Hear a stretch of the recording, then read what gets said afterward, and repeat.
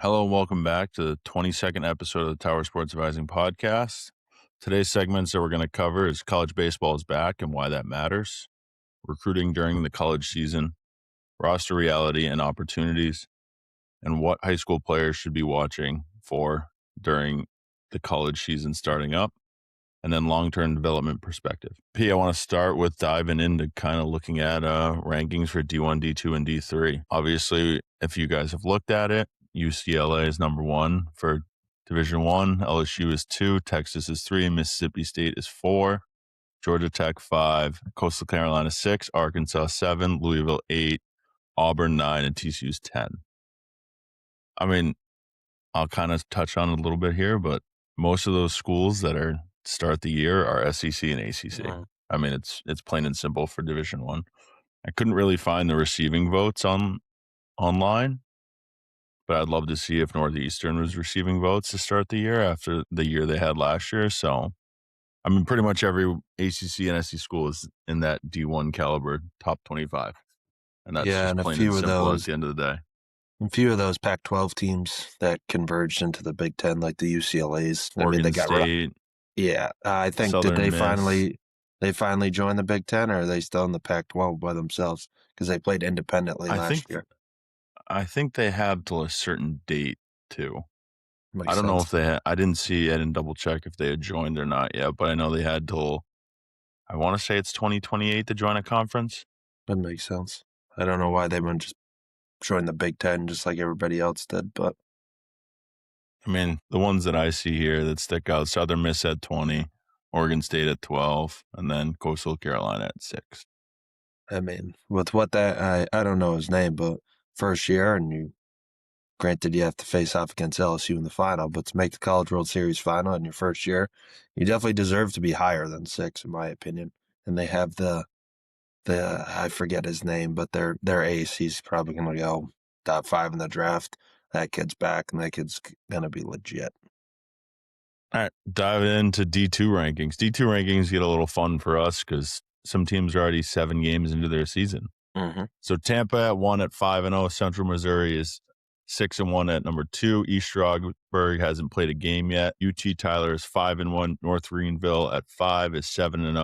Catawba is 3-1 at number 6. Northwood is number 7 at 0-0.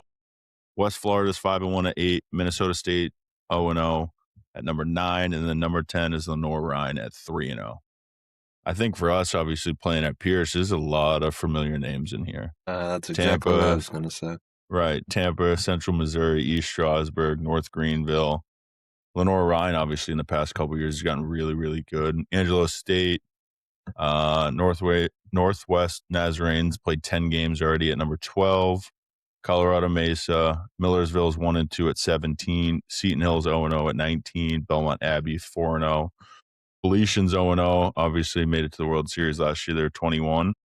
I think looking at the receiving votes, the cool thing is for us is like Augustana is receiving votes, Florida Southern, Jefferson, Malloy, Mount Olive, Rollins, Slippery Rock, SNU, and then Westchester. And I think going back to our playing days, obviously a lot of those guys that are receiving votes were teams that were ranked when we played.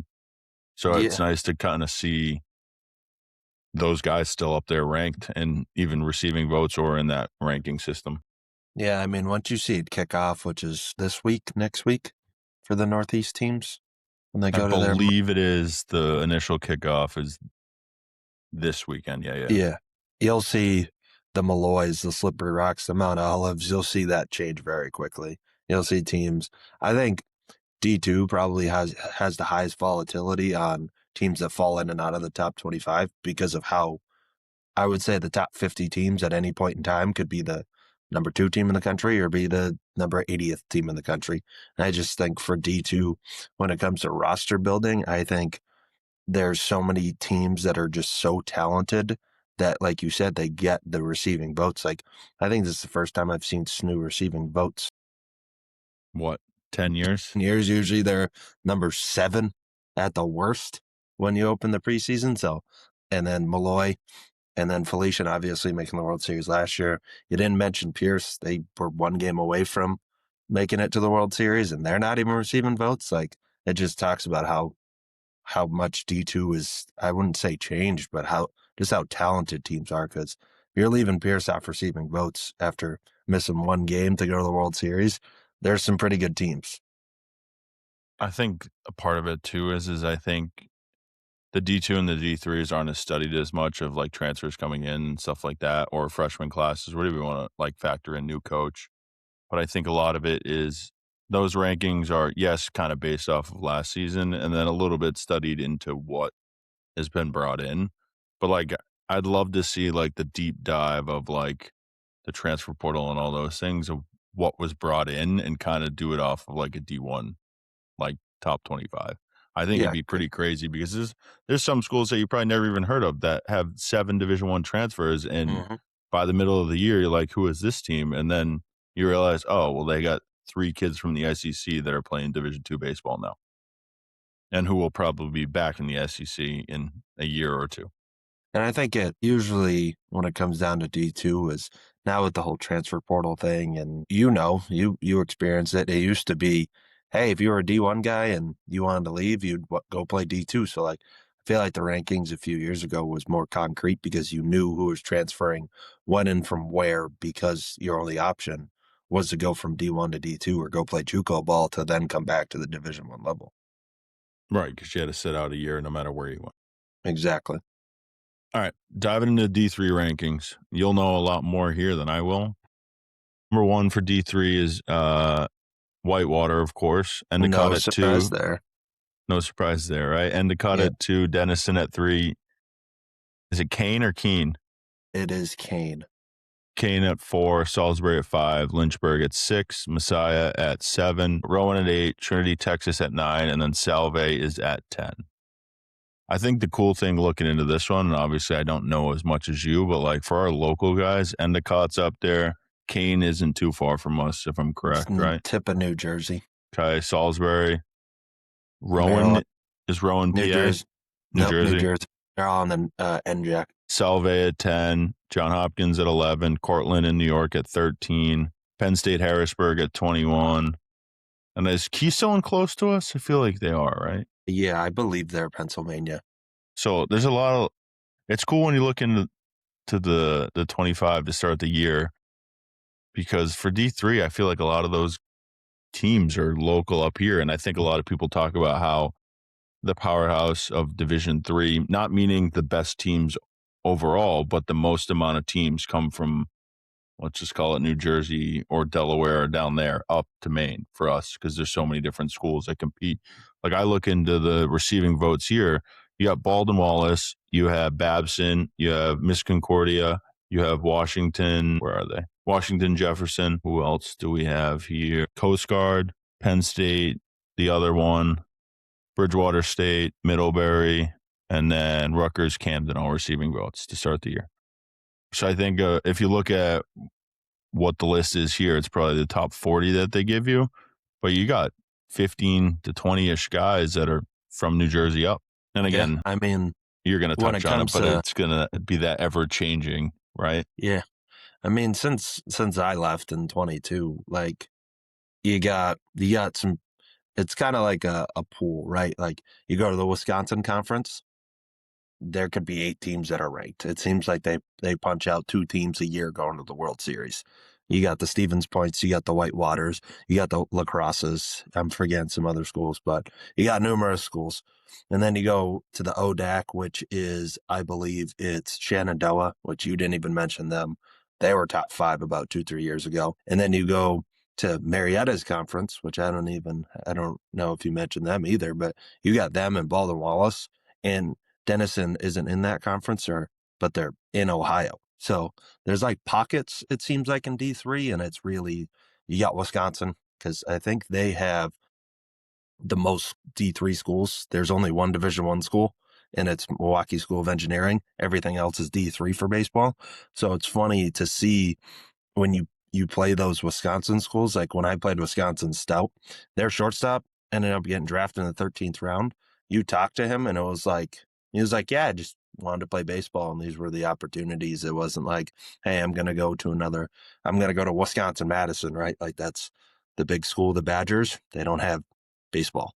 So it's funny to see with the D3 side of things. A lot of the Wisconsin, Ohio areas, there's not many schools, right? So you're getting high concentration of very talented kids that if they want to stay in state and get that in-state tuition, they stay in the Wisconsin conference. And that's why it's usually every single year, it's the best conference in D3 because it just churns out kids from the Midwest and up for some reason, and they just all stay within the state of Wisconsin. So you'll see a lot of turnover in that as well. You didn't mention Eastern wasn't receiving votes. Wheaton has been a timely classic of a team. I don't think you mentioned Marietta, if I Nope, was mistaken. I didn't even actually see them. If Marietta's not receiving votes, they have the most national titles all time. So they're going to be right back in it. You didn't mention Shenandoah. They've been a powerhouse for years. Chapman has received 27 votes, and then Belhaven was the highest with 50. Chapman as well. Baldwin Wallace, they're going to be in the top 25 in about 2 weeks' time. Like, you're going to see a lot. I think it's funny because when you look at the D1 teams, we know it's going to be the SEC, it's going to be the ACC, a few Big 12 teams and a few Big 10 teams. And then you'll get you'll get your Southern Misses and maybe your Oral Roberts in the schools like that. But majority of the time, there's about 12 SEC teams in the top 25. But in D3 and D2, it fluctuates so much. So it's cool to see when those teams go and play and they challenge each other when you have to go to either Florida, Myrtle, or you're flying out to California to play some teams. You're going to see a lot of switching up because you're getting teams brand new and you don't know how they're going to respond to the first game of the year when they've been working out in a gym all off season. So I think one thing that kind of recruits don't really understand too is the strength of schedule and those things for D2 and D3 are totally different than Division 1. mhm. Because if you look at what makes a top 25 for ACC and SEC and Division 1 baseball, that's what it is, right? But then you get to D3, D2, it's the wins, the strength of schedule, the wins and losses versus ranked teams, like all those things come into play. So there's a lot, again, like you said, there's a lot of different things, but like that's why those teams that have been good in the past will go play other teams to start the year. And you won't just go to Florida and play 5 teams that haven't been ranked in 47 years, right? Yeah. So And I they think get that's that.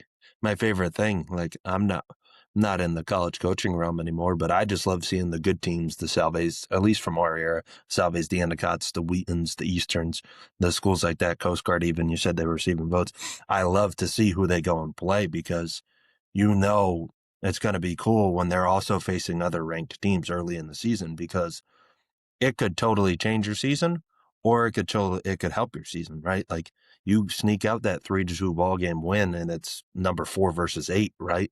That's just another resume builder. And I think, like you touched on, D1, they go a lot into the SOS. Like if you look at the field of 64 when it's all said and done in whatever it is, May or whatever, probably the top 28 SOS teams get in because that's just how it works at Division 1. I think it's slowly become a new thing. I think D3 implemented it either last year or 2 years ago, but they started to care more about just more wins and more quality wins. So you see some teams that sneak in because they've played those better teams. So I think it's cool to see it's now bigger than ever to have a better conference because, like I said, with the Wisconsin, like Whitewater, like they're playing ranked teams all the time in their conference. So they keep winning against ranked teams where like you might have just say the MASCAC, for example, you took Bridgewater. Maybe not a lot of teams, right, are going to be ranked in that conference. So their strength of schedule is going to be totally different. So they might have to front load a big ranked opponent when they're down in Florida because that's the only opportunity they're going to get to play those ranked teams, right? So I think it's cool to see how D3 and D2 does it because of how they don't have those facilities where hey, they can go fly on a Tuesday and go play Oregon, right? Like you take like Northeastern, for example, they go fly and play Oregon. You think Eastern Connecticut can go fly and play Chapman on a Tuesday and come home for class the next day? Probably not, right? So it's funny I always like to check it because you always see those teams probably have to front load their schedule because they're not going to get those ranked games. So diving into segment 1 is college baseball is back and why that matters. College baseball kicks off this week. Why should high school players be paying attention? Well, you got two things, kind of like what I mentioned. For some reason, I don't know why it's the way it is, but you go through the whole fall, you go home to mom and dad, and then you come back in mid-January and you start a month later. So it's always good to see how people prepare, right? We talk about it a lot, like preparation from the high school level to the college level and then to the MLB level. Totally different, right? It's good to see. I like social media now. I've been looking at some teams and how they prepare, right? How they're going about their live at bats or how they're limited ground balls or their fly balls because it's too cold out and they can only be in the gym for an hour because indoor sports have it, right? So it's cool to just watch that stuff and see how they prepare. Because if you like a school and you can see all their social media, you can see how they prepared for those first games. Like you were saying, Marist is going to Missouri, right? That ain't going to be easy, right? How lucky would be Marist? They're in upstate New York, if I'm not mistaken. Poughkeepsie, How much snow did they get in the last month? and then to hop on like a 13-hour bus ride and try to go play Yeah, in Missouri. Like, like there's a lot of things it's that kids don't understand that happen behind the scenes of like, you're exactly. not always hopping on a flight, right? Yeah. So you're stuck in the essentially, I mean, Marcus Hill's tweet went viral the other day that I saw, and he said something along the lines of like a normal kid at any like mid-major D1 around here is taking ground balls in the parking lot or fly balls on a turf field in the snow, and now you're gonna go play LSU. Yeah. Good luck. And right, good luck. And it's like it's cool to see those kids that make the most of it, right? Like sneak 1 out of 4 out of like you're playing DBU, right? You're gonna play Dallas Baptist, right? And you just see that mid-major that pretty much squeaks one out where it's like maybe it's the 4th day and their guy's not up to par where he's gonna be mid-season form and you end up squeaking one out. And a lot of people don't realize like that's a win for everybody. Like a lot of kids treat these like first 3 weeks of going to play these big schools as kind of like a vacation essentially for mid-majors because they're not used to it. But it's not a vacation, but it's the more and more you play these, it's like the time of your life because you're like, hey, I get to go play at the box, right, at LSU, and I get to take BP under the lights on a Thursday night before a Friday game. Like, that's what those kids get to do every single week. And then for the mid-major guys, like you said, you point out that they're just take Pierce, for example, and I'll just go towards Division Two. It's like we were blessed to have a bubble, right? But Mm-hmm. like you're sitting in there itching to try to get outside where these kids are playing year round and it's 80 degrees. And yeah, with the frost that just came in the last couple weeks, yeah, it might be 50 degrees for them, but they're still outside where we're touching 0 and negative temps here. And you're not physically by the NCAA, you're not allowed to be outside. I think for me, the biggest thing is what high school guys should be paying attention to is watch the guy that's a freshman or a sophomore on these teams that go live. Like, see how they move, see how they do in these games, because a lot of recruits will be in the same position as those guys, right? So take an outfielder that's going to get a start for Central Connecticut or Marist, for example, right, as a freshman or a sophomore, and see what they do against a guy that's been throwing all year, rehabbing, doing all that stuff outside in warm weather, and he's out there throwing 95. Like maybe that kid goes 3 for 3, and maybe that's a kid you kind of model your game around. And I don't mean change your entire swing or the way you feel the ball or throw a ball, but like see the way he moves, see the way he goes after balls. I mean, it's all on TV. You can watch all these things, right? I think a lot of kids will go on and like, take Paul Skeens when he transferred to LSU. Like that's the things they go and watch. Like, dude, if you're 5'8" and 160 pounds and you throw 82 miles an hour, like don't go watch Paul Skeens throw a baseball and expect like that's what you're going to be like by the time you get to college. Like that guy's put in 3 years of college work and gotten to the point of where he is. So I think kids can kind of get lost in like you'll tell your team to go watch a game, right? And they'll come back with 3 juniors and a senior. I'm like, all right, what did the one freshman or the 2 sophomores that played, what did they do? So I think that's the value in kind of watching what goes on today is like watch the younger guys. You can still watch the older guys, but like watch the way the younger guys move because they're going to, yeah, there's the guys that'll be up to par with them, right? But there'll be guys in that starting lineup that are right below where they should be. And it's like, what do they do differently to get to continue to play and be in that lineup every day? Yeah, and I think for me, one other thing that I was going to touch on is this is kind of a year-long thing, but you know it. What's usually the one thing that teams don't know until they play about 20 games. It's their identity, right? They don't know who they are. You don't know who you are until you hit late April, early May, right? So I think this is kind of a year-long scope. It's not just one weekend, but like go watch a team play, go watch your Northeasterns, your UConns, and see what they're like, right? And take their day one lineup and see what their game 34 lineup is, right? Usually 9 times out of 10, it ain't the same thing. And I know it's difficult for the guys who come in and then they expect to play and everything like that, but like it's this 40 plus game season. D3, it's 40. D2, it's what, 55, and then D1, it's 60 or whatever. Your day one I lineup. think D1 and D2 are 56 games in season is what you're allowed to play in the So regular season. your day one lineup might not be game 60 lineup. And that's one thing that high schoolers can take away is when you go to that next level and you're not starting right away, keep working because there's always going to be opportunities. You don't want it to happen, but there's always injuries or there's little things where kids get in trouble or maybe their grades aren't up to par. Next thing you know, you're in the starting lineup, right?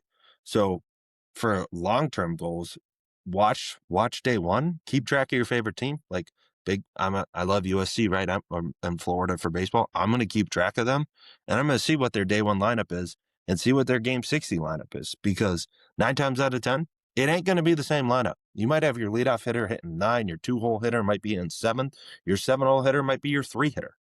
You don't know until time will tell because once you throw paint on a wall and you say, hey, this is our game one lineup, it's not going to be the same lineup that it was 20 games from now. So like But for if it you high is, school guys, just look at pay it. attention to see if that's true because you're going to realize coaches like to switch things up. And doesn't mean if you're hitting 7 and playing first one day, you might be hitting 3 and DHing because that kid plays better defense than you. Baseball's a revolving door. So always just pay attention. And I think that's one big thing that high schoolers can take away from. I mean, I'd love to see a team that plays the same 9 every single week for the entire year. It wouldn't happen. But if it does, I guarantee you they're either the best team on the field or they're the worst team because they have a returning roster. Other than that, it's like, and again, like we said, injuries, but there's a lot of grades, all that stuff. But like, I would love to see, I mean, if you could do a study on it, that'd be cool. Like start a whole 9 for a year. Hopefully they don't get hurt, but and see how it pans out for you. But I mean, that's realistically never going to happen, right? No. And your closer might be your ace come conference time. Like, Especially D2, I know for D3. us, like, I'll bring it up. Like, we had Tommy Benincasa. He was technically going to be our closer. And we were 18 games in. I think he threw 3 innings. And Coach Woj, who's the pitching coach at Yale, and Coach Ham, who's the head coach at Yale now, they sat down and were like, what are we doing? We're just wasting an arm, right? He's not picking up the baseball. So what we do, we were playing Wheaton. They were nationally ranked on a Wednesday. Tommy Benincasa got his first start. He went 7 innings, right? You never know.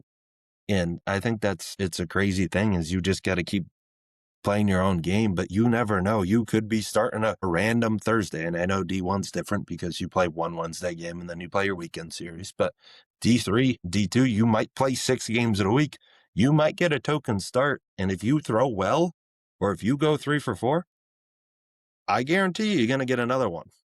And if you don't, there's a problem. I think my best like words of the wise to kids that are in like the high school going into college now, right? Like those seniors. I always tell them if you get an opportunity, get an opportunity. Like I was talking to one of our kids that graduated that have coached for 5 years, 6 years. And I'm like, make the best of your opportunity. And it's like kids don't understand, like you don't need to go out there and go 5 for 5. Like you could go 1 for 4 with 3 good at bats and throw a guy out at second base from the outfield and you're going to get another start. That doesn't mean you're going to start tomorrow, but like you earned another opportunity. And again, like you said, who knows who gets hurt? You're going to get another opportunity somewhere. It could be a midweek. It could be in the last week of the season, but you're going to get another opportunity because what you did stuck out to the coach. It's all, and then on the other side of that, the flip of that is like kids need to learn how to bounce back, right? Every kid isn't getting the door shut after 0 for 4 with 4 punchies. Like that's not Nope. realistic. But like the type of teammate you are, the way you carry yourself in the classroom after, like all those things start to matter. And I think this is my blind side of the portal is I went 0 for 4. I'm going to enter the portal. I'm out. Like Mhm. back then, you couldn't do that. Like you had to sit through. You either had to man up, quit right then and there, and just say, "Coach, I'm done." Right, and then you could transfer after the season, or you had to stick it out and go through your every single day of that guy that sulked in the corner or the guy that was the bad teammate or whatever you want to call it. Right. So nowadays, it's you just get the easy cop out, which is for a lot of kids, that's the answer. And it's like, why would I waste my eligibility? I didn't get 20 at bats. I'm not going to do that.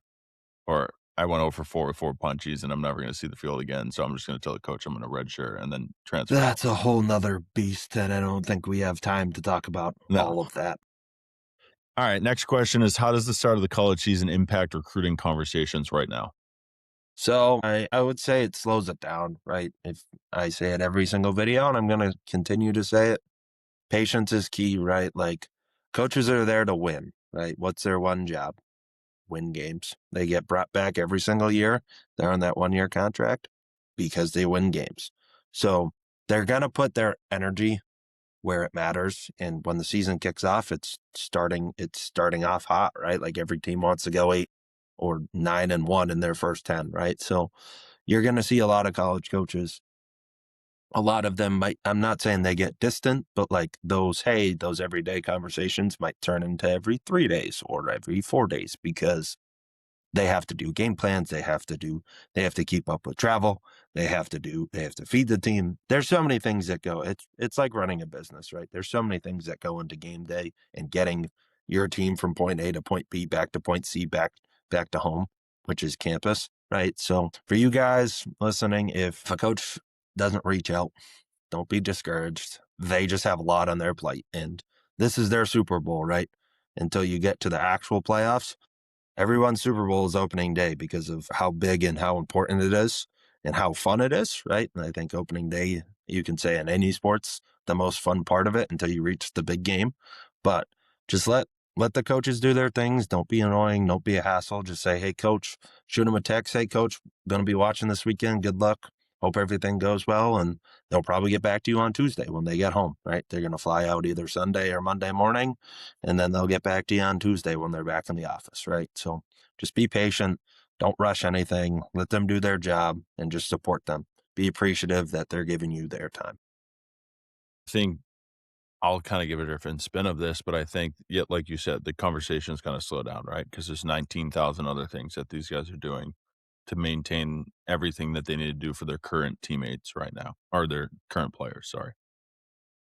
But I think the big shift there is like now is when the video is important Mm-hmm. because guys are on bus rides and on planes and in hotel rooms, and there's a lot of downtime outside of essentially, right, your pregame work, your postgame work, your game, your meetings, whatever each team does, right, by division. But there's so much downtime that what are coaches doing? They're sitting on their phone. They're still on their phones, right, They're on the in the bus. hotel room. They're in the hotel room. They're doing all these things, but like they're going to log on to Twitter maybe 1, 2, 3, maybe 5, 10 times a day, right? Depending on who it is and how active they want to be. But like keep pumping out those videos, keep giving the recruiting that you need. So for the athlete right now that's trying to play college baseball, like now's the time to ramp it up. Whereas on the college coach end, it's their time to ramp it down a little bit and focus on what they got in front of them. So I think it's that two-way street of like, how do we meet in the middle? And I think athletes start ramping it up. College coaches like just stay in their lane like they do. And then by summertime, when their season's wrapping up and yours is starting up for travel ball and all that fun stuff, that's when, all right, well, I've been following this kid for 3 months now. And I haven't even had a conversation with this kid, but I'm going to see him at, let's see, a PG showcase or something, or a on-campus showcase. And now it's like we get that face to face, and the coach is like, "All right, well, what I've been looking at for the last 3 months is great, and then now I can see it like in real life." So I think that's a key point there. Yeah, and I think it's great because to be honest with you, I didn't even view it that way, and I think it's great for the people that we talked about it, I think last episode or 2 episodes ago, right? Like your Twitter's important here because if you're not doing text contact or email or phone call, they're going to see it, right? If they follow you, they're going to see it. So as you said, they're sitting in the hotel room. They might just scroll their feed for 20 minutes just to clear their head. and your video might pop up and it might catch their eye and they're like, I forgot about this kid, or hey, maybe I should shoot him a text. So yeah, Or they don't even follow them, right? And it just yeah, pops up because it's in their algorithm. yeah, So, like, I think it's kinda head down and, like, get to work right before the high school season starts yeah, and then summer season starts. Alright, absolutely. next question is, does college coaches' attention shift once their season starts? Yeah, I think that goes back to what we just said, right? Like coaches are there to win baseball games, right? And I'm not saying great coaches know how to multitask and great coaches know how to recruit and talk and win games all in the same time, right? But I think you see it shift a little bit because hey, it's go time. And like I said, the jitters start going and you want to win, right? And like that's your focus. And like if you'll see like if a coach starts struggling that hey, they might have been the 10th team in the country and they're projected to win their conference and they're 2-8, you're going to see them hunker down and go, okay, I'm going to go zero dark 30 and we're going to get this team. We're going to right the ship. Right. So I think I would say all the good coaches know how to multitask, but I think it depends on how your season is played out. Right.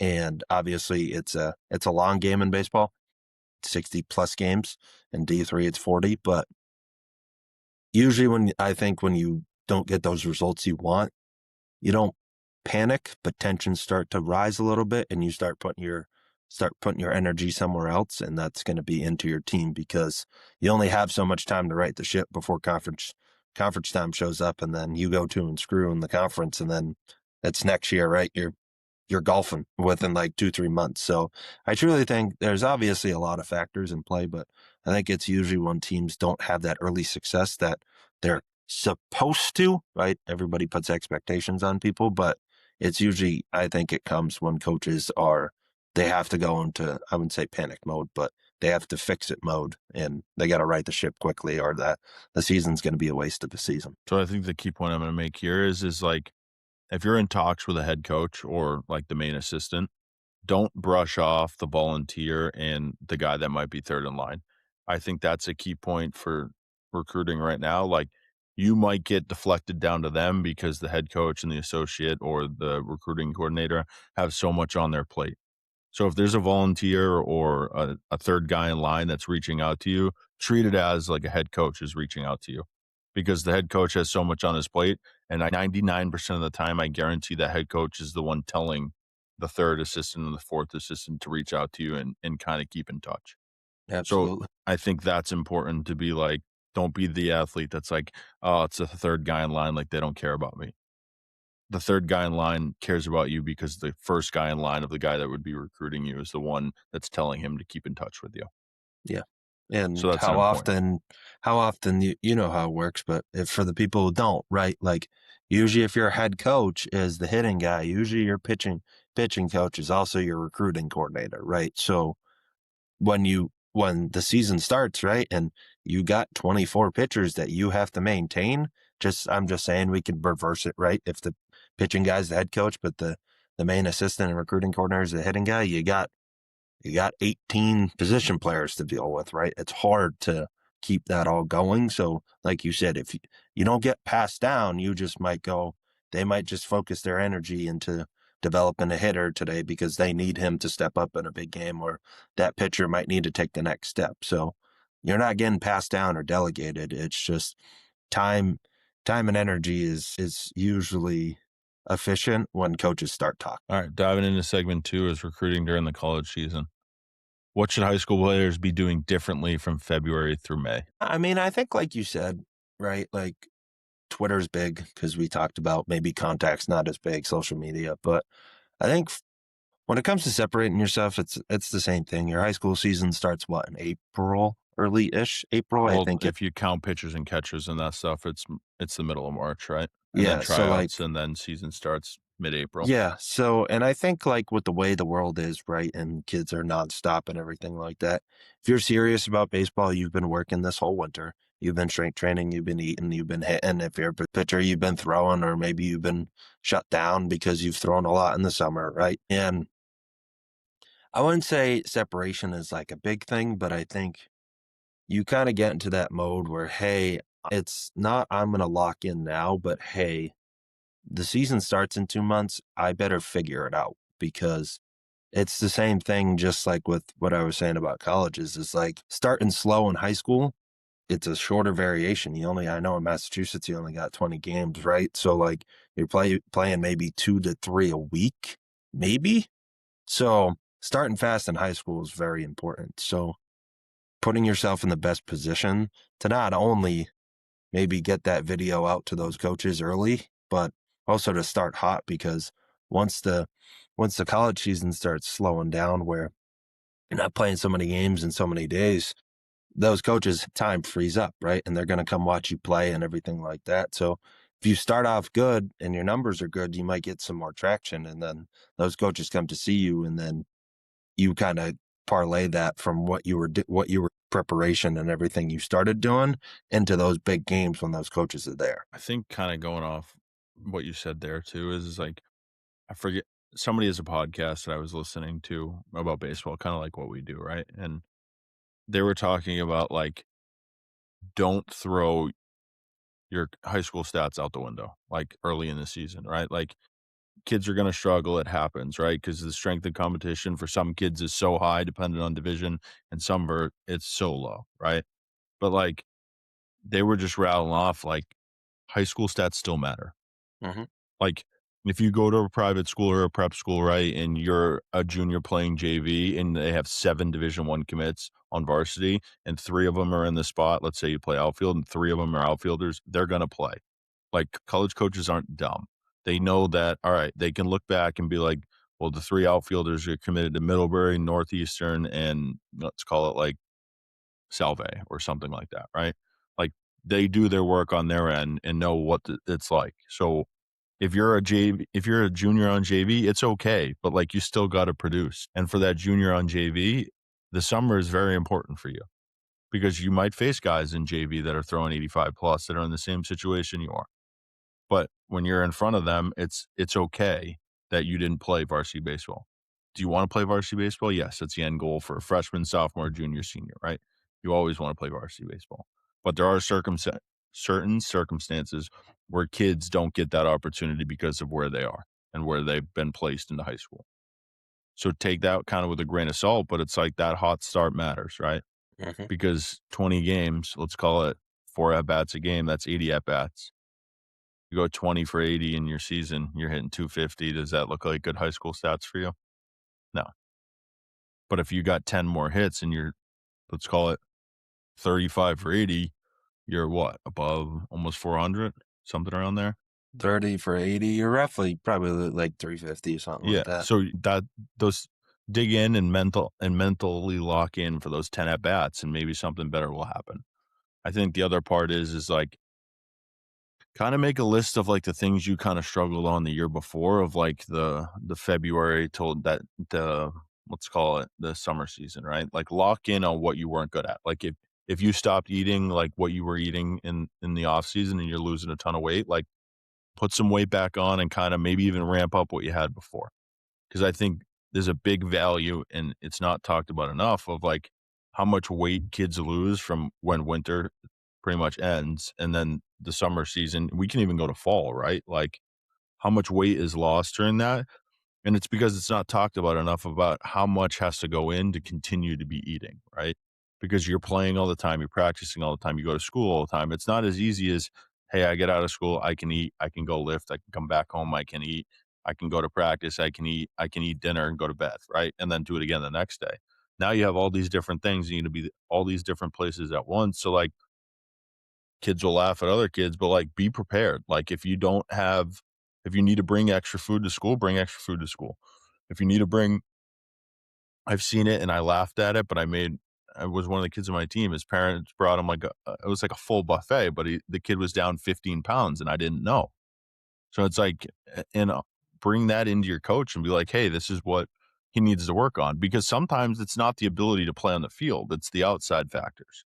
Like you stop doing your work in school, you stop eating, stop taking care of your body. Like those things matter as much as you playing on the field. And I think that's the big thing that gets lost in that time period. Yeah, to touch on what you said, kind of going off of exactly what you said, you don't realize until you're out of it what you lose when those games start. You just mentioned it, like high school kids, right? You wake up at 6:30, you go to school for 7:30-ish.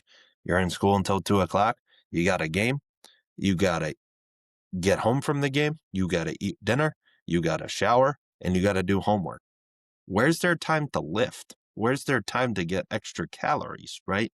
Like the things you're doing preseason don't always translate when the season starts. And like it's like you said, like you lose a ton of it's mostly weight because when you're being an athlete and everything like that, you don't think, hey, I need to eat more. I lost a lot today. Or people like to make fun of baseball being a standing around sport. You're doing short sprints. You lose a lot of weight just existing, playing the game of baseball. And another thing is like things people, when you don't time manage properly, people throw things out the window that they don't view as importance that they once were, right? And once the season starts, how many kids lift in season? I'll raise my hand. I didn't. I played 5 years of college baseball. I didn't pick up a weight. But if you look at See, the high at performing D1, athletes, when I was at D1, we did. yeah, D2, of we did. course. But again, what they do, they force you there, right? When you're on your own and you have to make decisions, things give. And usually the first ones to go is lifting because you're like, I already played today. Why do I need to lift?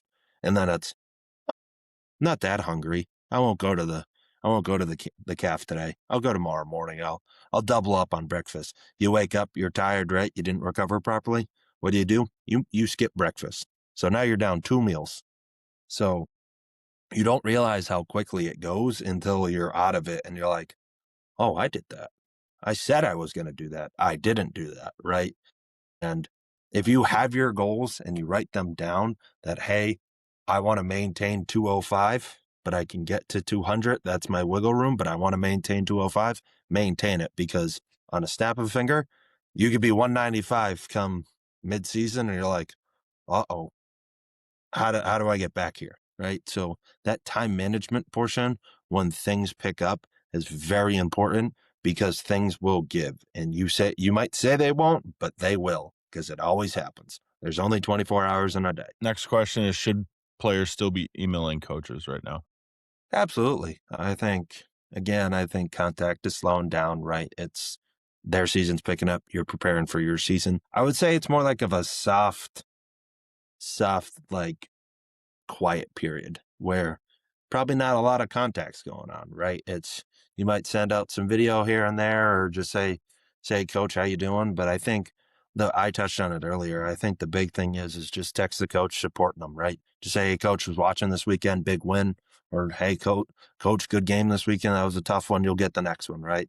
I think emailing is going to it's going to quiet down a lot, obviously, because of what your season's picking up and their season's picking up. But I think if you have their phone number, if I would just send some texts or even you can email them. Hey, coach, watch this weekend.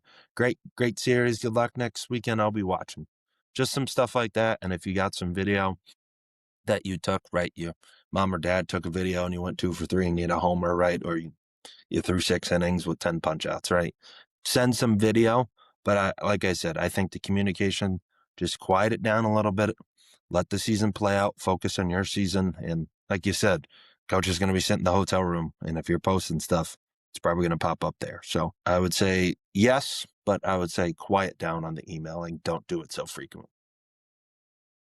I mean, this doesn't really answer the question, but I think this is kind of a hot take. It might be $1 million idea for somebody, but I think at some point emailing is going to go away. And I think there's going to be like a perfect game, for example, for like tournaments and showcases.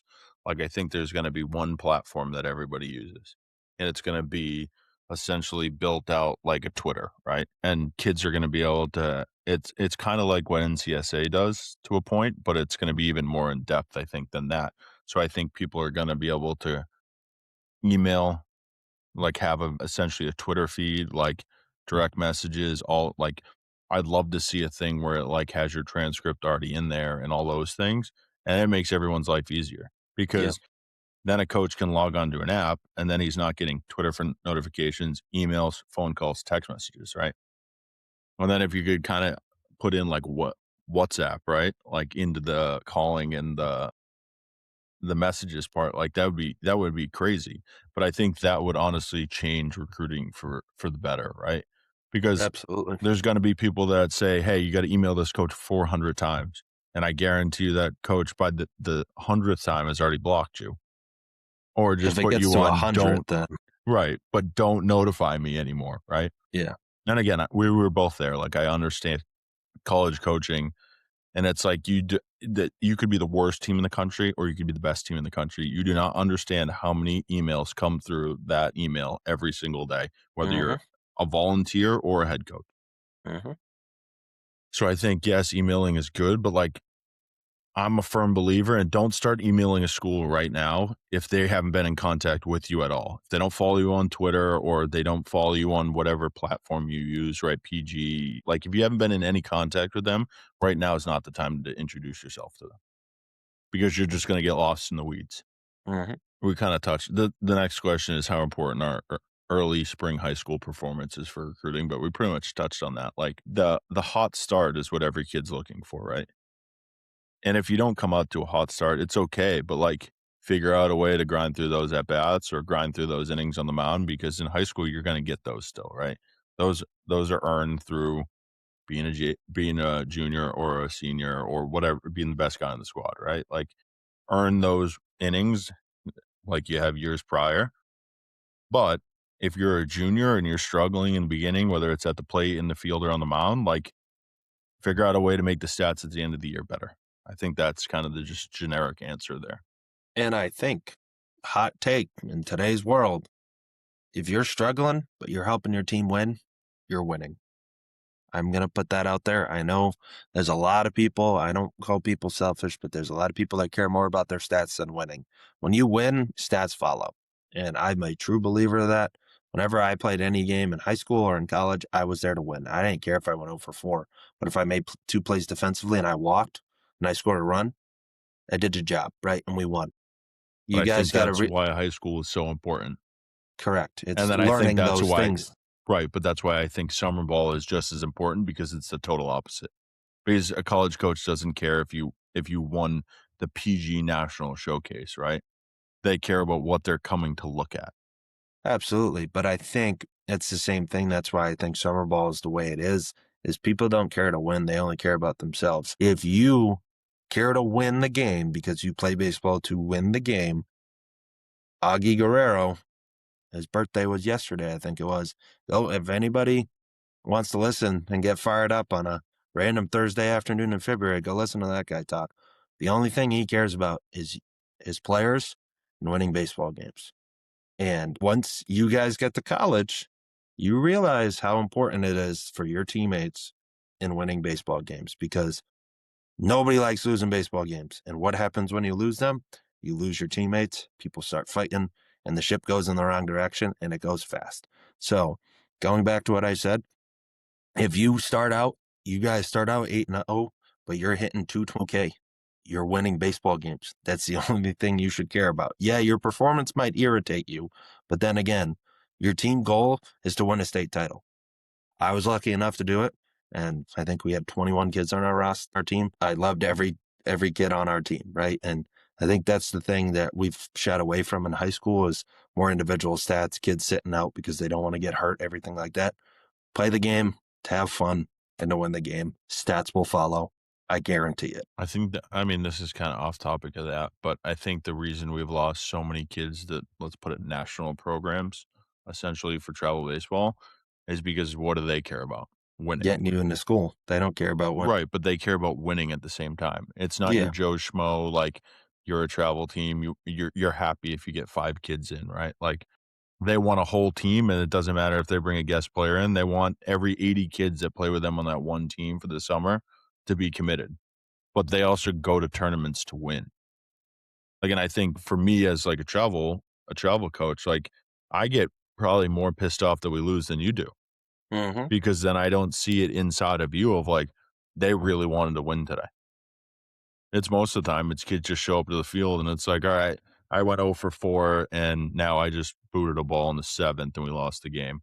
But it's I'm gonna go home and then they post on social media or whatever, and it's like it never happened. Yeah. And I think, like, the dire want to win is kind of a lot of what is wrong in baseball today. Mm-hmm. And it's because you have people preach essentially like your junior year is about you, right? Well, it is, but you're on a team.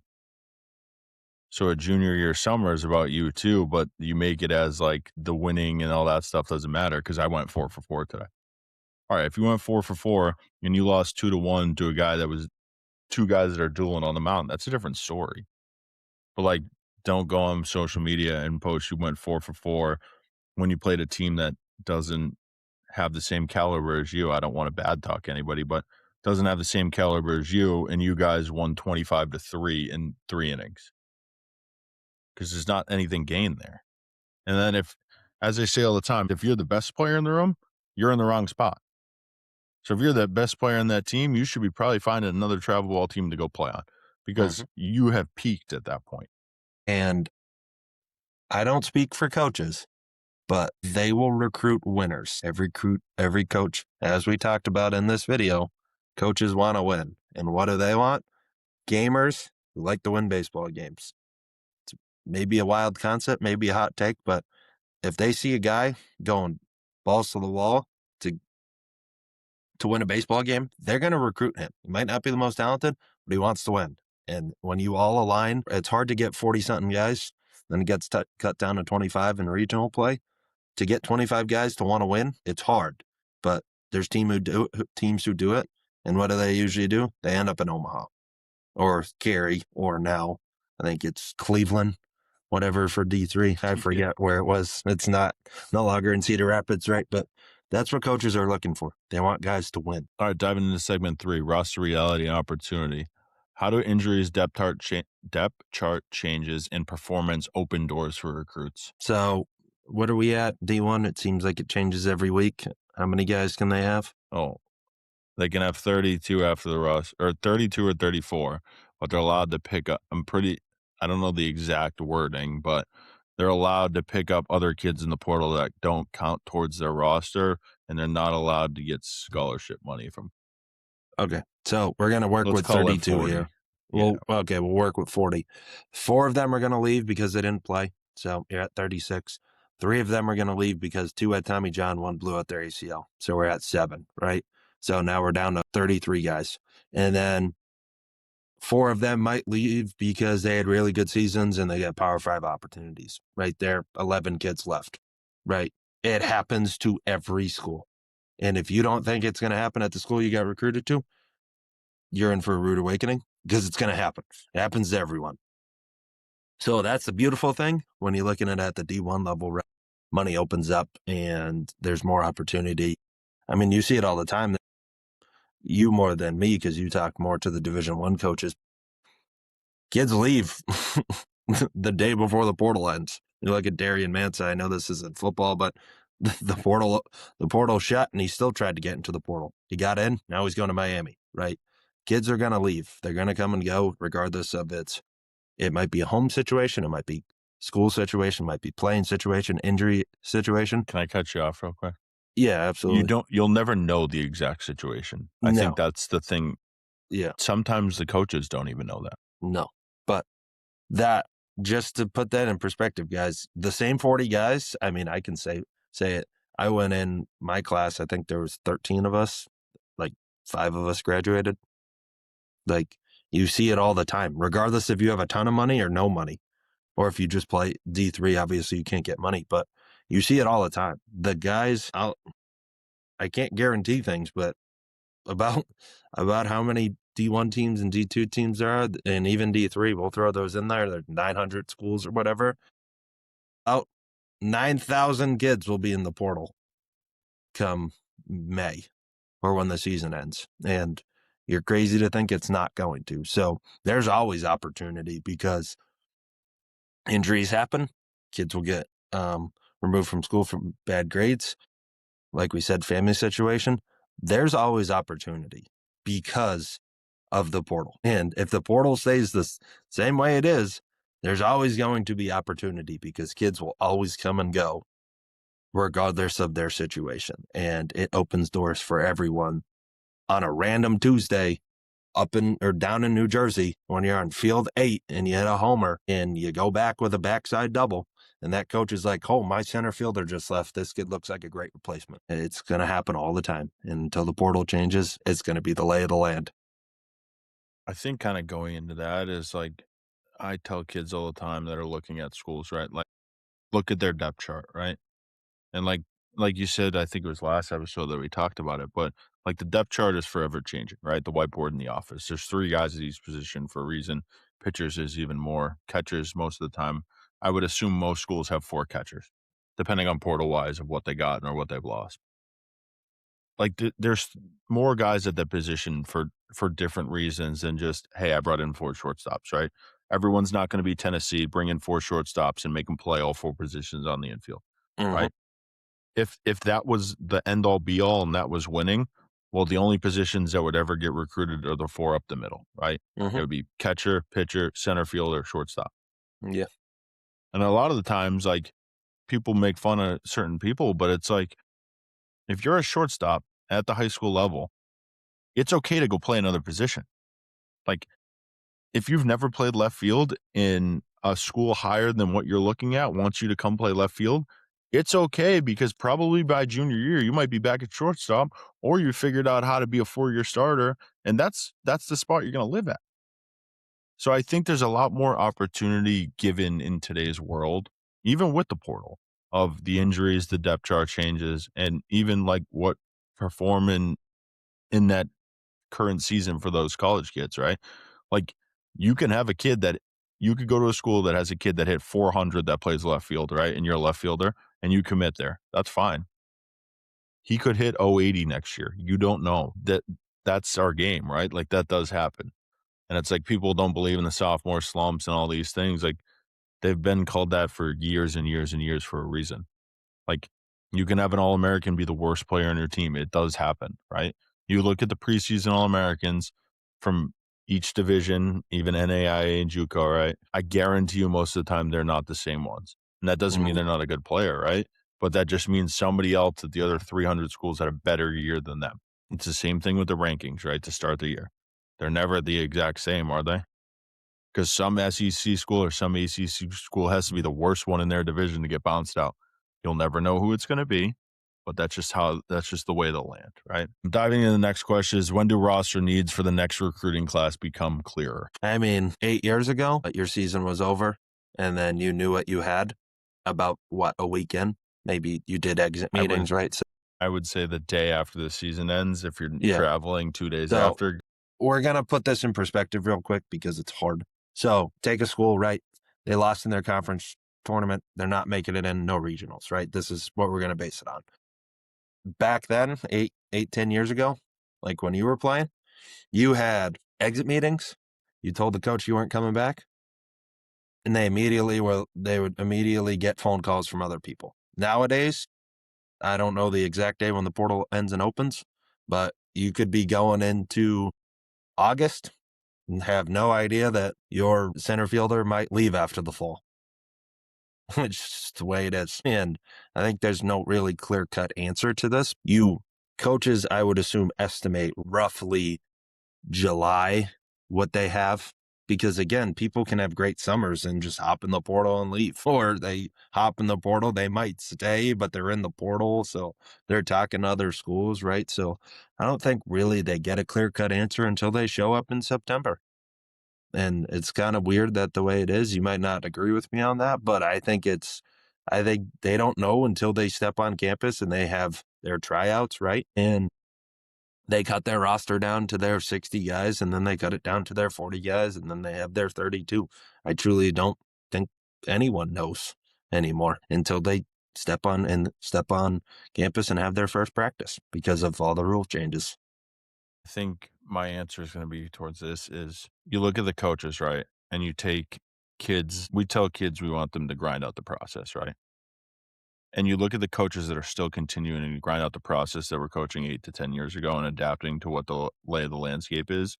And the recruiting has changed, right? For those coaches, it's still not the same, right? Because you can get portal guys and you can do all these different things. But like, you can go back and look at rosters, right? So take Pierce, for example, where we went, right? Go back and look each year how many kid had transferred in, whether it was 8 years ago when I played or 2 years ago last year when they were 1 game away from the World Series. There's still transfers there, right?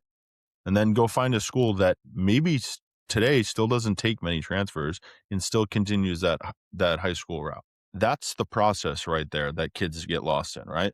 If you're going to Pierce, as John Friday says, and I said it on like 8 podcasts now, you went to Pierce to get at bats freshman and sophomore year, play summer baseball, and start as a junior. Now in today's world, kids want to start as a freshman. And this kind of leads into the next topic is, what does the speed of the game look like at the next level? The speed of the game at the next level, meaning NAIA, JUCO, D1, D2, D3, is what gets you on the field. If you're up to par, speed of the game wise, and you can handle pressure and you can handle adversity and you can handle all of those things, that's what's going to get you on the field. Because coaches are okay if you hit 270 as a freshman. Let's just say you punch out 50 times and you're a 5'8", 160 left fielder at Division II, right? But that team was winning and you were a great defensive person. The speed of the game you caught up to, right? You weren't up to par. You weren't there, right? But they threw you into the fire right away. But you caught up to it. A lot of the kids, and I guarantee you, if you took 5 coaches at each level, right, and you asked them, what does the speed of the game look like for you compared and what you look for in a recruit? I guarantee you, whether you took those 5 at each division, you took a really high one and a really low one, it's going to be the same answer, right? That speed of the game is just adjusting the adversity you have to deal with, and can you compete at that level? Because a lot of the time, and coaches will say it, right? They made mistakes. Okay. They brought a kid in that wasn't ready for what they thought they were ready for as a recruit. And a lot of guys that are good and still in our game right today, they'll own up to it. They'll be like, I gave you an opportunity and I thought you were here and you were here. Now, the part with that is what does the recruit do with that? What's next? Right. But most guys will just brush it off and be like, I'll go find another Division I school. And then I think it's a lot of it like, if you couldn't compete there, swallow your pride, go play D2 or go play D3. And now with the portal, you can hop back up. And I think a lot of kids are like, and I look at it on Twitter all the time, it's like 0 at bats. I'm a redshirt freshman and I've sat out 2 years and I have 0 at bats, but I want a D1 opportunity. Well, at that point, you've been in college for 2 years. Don't you just want an opportunity to play? Yeah. You'd be lucky if you get a free opportunity. Right. But there are schools that will now at the Division III level, even the high ranked schools, right? They'll take an opportunity on a guy that's a junior that maybe got hurt freshman year and then redshirted his second year. Me. Right? I can live by it. Right. But like the speed of the game is everything at the next level. Like there's so many ACC and so many SEC schools, and there's a reason they play them all the time. That doesn't mean a kid at Grambling State can't compete with them, right? But that just wasn't the best fit for him at the time. And to go off I know you're going to bring it up for the speed of the game. Playing D3, playing D2, and coaching D1, the only difference I see is fast. That's it. The only thing, there's kids that I played with that hit balls 415 feet. There's kids I played with that throw 90 plus. The only difference that I've seen from the D3 level to the D1 level is speed. And the quick story I'm going to go into is when I was at Yale, Columbia is notorious at taking second on balls down the line. The amount of singles they were turning to doubles, and that was their game, right? They knew their game. They knew what they were good at. But what they practiced every single day was taking turns and learning how to take second base. And it was because of how fast they are. And you realize, like you said, you'll realize pretty quickly if you're up to par, and if you're not, you're going to have to find out quickly how to get up to par, because you're going to end up wasting your time you're going to find yourself on the bench because you can't compete with the speed of the game that it's at. Right. And I think a lot of it goes back to, too, like you say, speed of the game, right? Like there are guys that will legitimately say, I'm only recruiting fast guys. And that's okay, right? And then you'll have guys that will say, I'm only recruiting guys that look like me at 6'4", 245, right? Mm-hmm. So you gotta buy the fit, as they say all the time. But it's like Columbia, really good at taking second base, okay? When we were at Pierce, like And we used to make fun of Coach Chambers for this all the time, but like he used to scream at us all the time of like, why aren't you taking second base? Why does your turn suck? Why does this not good enough? Right. And it's because that's the fight that the coach is showing that they care because that's things that they did that they're trying to instill in you. And I think Absolutely. that goes buying back into like you're buying the coaching staff, right? The coaching staff is buying you. So they're teaching you things that you don't think is important. And trust me, I sit here 8 years later and I'm like, that was the dumbest thing we ever did. But then it's like you look at how many guys at Pierce when King and Chambers were there had 70 stolen bags or six. Like I bet Mm-hmm. you there's 4, 5, maybe 6 guys on the top any 10 list, and I would say Division II list, right? Because they were known for what? It didn't matter if you were the fastest player or you were the slowest player. You were taught how to steal a base. You were taught how to take a lead. You were taught how to read a dirt ball. And if Mm-hmm. you sucked at that, what did we do at practice? We ran. Mm-hmm. So I think instilling that factor into it, it goes back into the pace of play. Because if your practice is the pace of play, like when I was at UNH, Coach Solano loved to do this drill called Chaos. It was 20 minutes. There's fly balls and then throws a second, throws a third, cuts to home, whatever it was, right, for the day, and ground balls across the diamond. And it was all about just controlling the game. Mm-hmm. And that was the speed of the game. So if you could throw a pop fly, a ground ball, and a bunt coverage all in, let's call it 38 seconds, right? And if you could do that, we could probably win baseball games. But if you couldn't, and there was days where the whole team couldn't comprehend how to do that, that's when you sat there and, all right, well, we're going to run around the turf today and see how much ice is on the turf because Mm-hmm. we can't figure it out.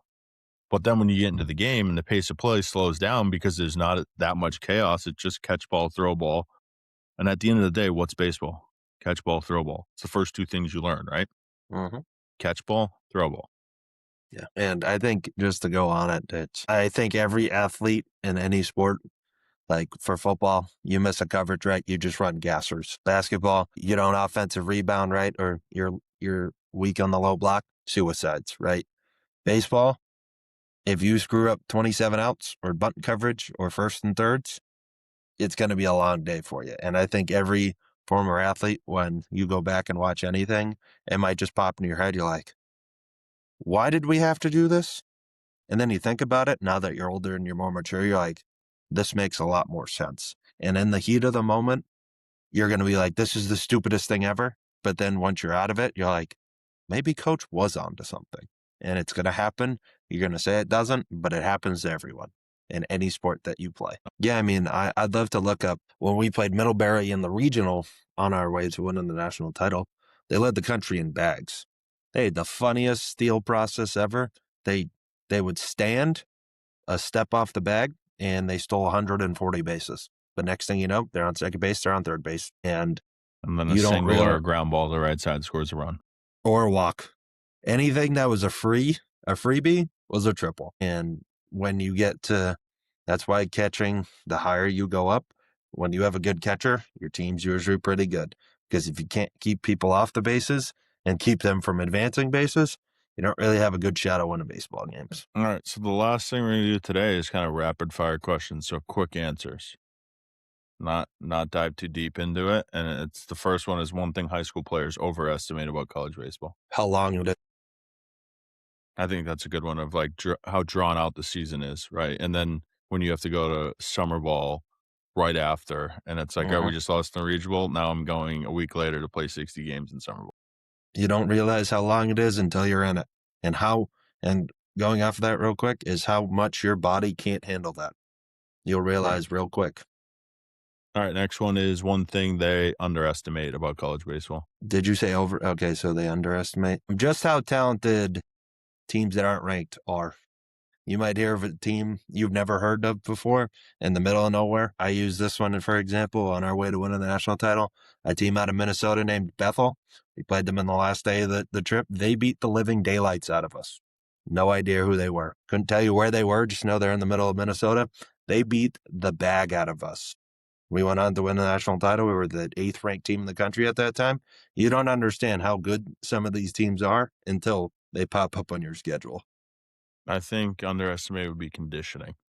Oh, I think And it's like I condition our high school guys and it's like 20 minutes, but I'm like, the conditioning that we went through, and it's like, you think coaches sit here and lie about it, like, until you get to college, it's like, and then No. guys will come back to me and say, "Yeah, yours was like nothing Hmm. because of what we did, right? But it was just 3 to 4 times as long as what you made us do." So I think that's the biggest one. Yeah. You I don't think that honestly what separates more kids than anything. the will to finishing conditioning. Usually it's your top players. All right, next one is biggest recruiting myth this time of year. Coaches aren't recruiting. And the way I talk about that is, like I said, they focus on the season, obviously, but they don't just totally shut off the season.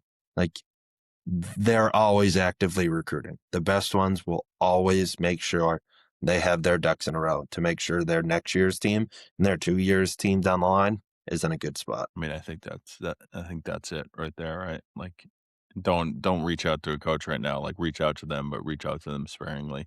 Yeah. And the last one is if you could give one piece of advice this week, what would it be? Have fun, because it could be taken away from you on a snap of a dime. I know for me, I was a week away from the season and I fractured a vertebrae. You don't know what's going to happen and what time, and you don't know if your baseball career could end because of one pitch, one at bat, or one play, right? So enjoy it, but also don't let it go away because you might not have that opportunity again. Like we said, with playing at LSU, who gets to play at LSU every year? Not many schools from the North get to play at LSU every year. So enjoy the opportunity and bask in it. Because I know sometimes when I think about my career, there's some things that I was like, that's no big deal. We'll do it next year, right? You're not always guaranteed things. So enjoy every second that you have because it goes by very fast.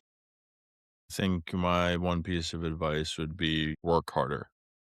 I think kids don't actually process that, but I think a lot of kids don't understand that there's a guy in the other 49 states that's working harder than you. Hmm. And they're just one email or one Twitter notification away from being ahead of you. So I think work harder is what I'm going to say. Absolutely. All right, that's a wrap on episode 22.